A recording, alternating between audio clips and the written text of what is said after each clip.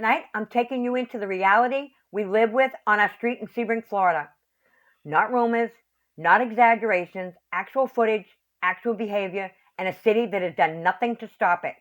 What you're about to see is what we see every day and every night.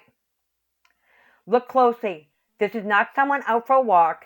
This is a person so impaired they can barely stay upright, swaying, rocking, drifting like they're fighting gravity itself.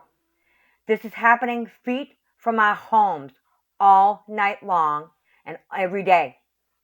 And the drug house behind all this, still operating, still untouched, still drawing people in and spitting them back out into our neighborhood like this. Now here's where it gets even more unsettling. There's this person who drags a chair out after dark, sits down and stares directly at our house. No movement, no purpose, just sitting there locked in like a silent watcher in the night. Imagine trying to sleep while someone sits outside your house like this. Imagine your kids seeing this. Imagine knowing this is tied to a drug house the city refuses to shut down. This isn't loitering. This is intimidation by neglect. This is what happens when a neighborhood is abandoned by the people who are supposed to protect it. That is the city of Sebring, Florida. And then there's this. A person standing directly in front of our home, frozen, staring into nothing, completely disconnected from reality. No awareness of where they are, no awareness of whose property they're on, just there. Like a statue placed by the drug house to remind us that they own the night.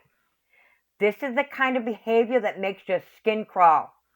Not because the person is evil, but because the situation is dangerous, unpredictable, and completely ignored by the city of Sebring.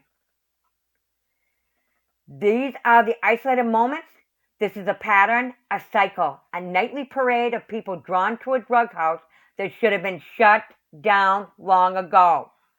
We're showing you these visuals because this is the only way to make people understand how creepy, how unsafe, and how unacceptable this has become. We pay taxes, we maintain our homes, we follow the law, and yet we're the ones living in fear while the city looks the other way. This ends when the community refuses to stay silent. This ends when the city is embarrassed enough to act. This ends when the people responsible are finally held accountable. Stay tuned. We have way more footage, more evidence, and we're not backing down.